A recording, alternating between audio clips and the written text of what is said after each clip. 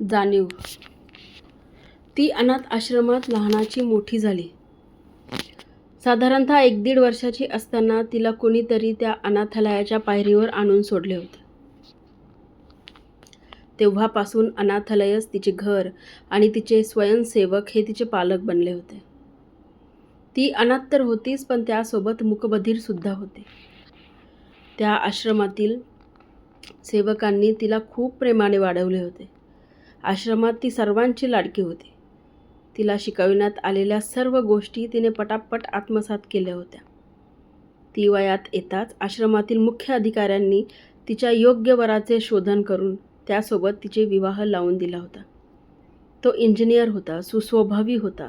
लहानांविषयी त्याच्या मनात प्रेम, तर मोठ्यांचा तो नेहमीच आदर करायचा.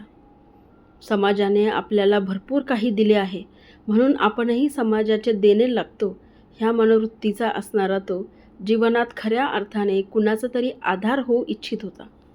म्हणून तर घरच्यांच्या विरोधात जात त्याने आश्रमातील त्या मुकबधीर अनाथ मुलीशी विवाह केला. सारे काही सुरळीत होते त्यांच्या जीवनात. तिने तर ह्या अशा जीवनाची वा त्याच्यासारख्या जोडीदाराची स्वप्नात देखील कल्पना केली नव्हती. ते दोघे चिमणा-चिमणी आपल्या संसारात सुखी होते. वर्षभरात त्यांच्या संसाराच्या वेलीवर एक फूल उमटले. तिने गोंडस बाळाला जन्म दिला.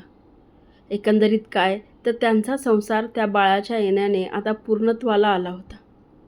न भूतो न भविष्यती इतके सुंदर आयुष्य त्यांच्या वाट्याला आले होते.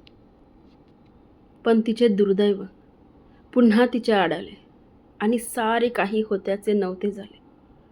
एक दिवस तो कामानिमित्त परगावी गेला असताना त्याच्या गाडीला भीषण अपघात झाला आणि त्या अपघातात तो मरण पावला. त्याच्या मृत्यूनंतर तिच्या घरच्या मंडळींनी तिला बाळासोबत घराबाहेर काढले आणि पुन्हा त्या घरात येऊ नये म्हणून गावगुंडांकरवी तिला धमकी देण्यात आली. तिच्या बाळाला जीवानिशी मारण्याची सुद्धा धमकी देण्यात आली. बिचारी ती त्या धमकीने घाबरून बाळाच्या जीवाची रक्षा करण्यासाठी आपल्या बाळाला घेऊन वस्त्रानिशी घराबाहेर पडले. आता हळूहळू अंधारानेही पाय पसरायला सुरुवात केली होती. सकाळपासूनच तिच्या सोबत फिरणाऱ्या तिच्या बाळाने भुकेने व्याकुळ झाल्यामुळे हंबरडा फोडला होता. रात्रीचे अंदाजे 2:30ची वेळ असेल. रस्त्यावर पसरलेल्या त्या भयान शांततेत भुकेने व्याकुळ होऊन रडणाऱ्या तिच्या चिमुकल्याचा आवाज घुमत होता. तिने चौघडे नजर फिरवली. दूरवर तिला दिसत होता तो फक्त आणि फक्त भयान अंधार. अखेर तिने हिंमत एकवटत जवळच असलेल्या एका बंद दुकानाच्या शेडमध्ये भुकेने व्याकुळ होऊन निजलेल्या आपल्या पिल्लाला ठेवले आणि ती दूरवर दिसणाऱ्या त्या नाक्याच्या दिशेने सरसावली.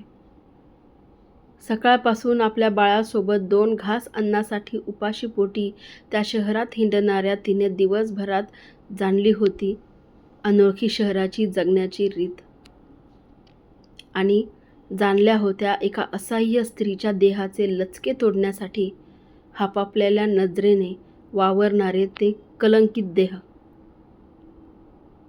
म्हणून तर भुकेने व्याकुळ होऊन रडून रडून निजलेल्या आपल्या पिल्लाला तिथे सोडून ती निघाली. शहरातल्या त्या उच्चभ्रूंच्या वस्तीशेजारी वसलेल्या हॉटेलच्या कचराकुंडीच्या दिशेने, जिथे त्या उच्चभ्रूंनी फेकली होती अर्धवट खाल्लेली अन्नाची खरकटी पाकिटं, ज्यातील उरलं सुरलं अन्न खाऊन तिला शमवायची होती आपल्या पोटातील आग, आपल्या बाळाच्या भुकेकरिता. कारण भुकेने व्याकुळ होऊन निजलेले तिचे बाळ पुन्हा रडल्यास त्याला उराशी धरावे लागेल ह्याची तिला जाणीव होती. धन्यवाद.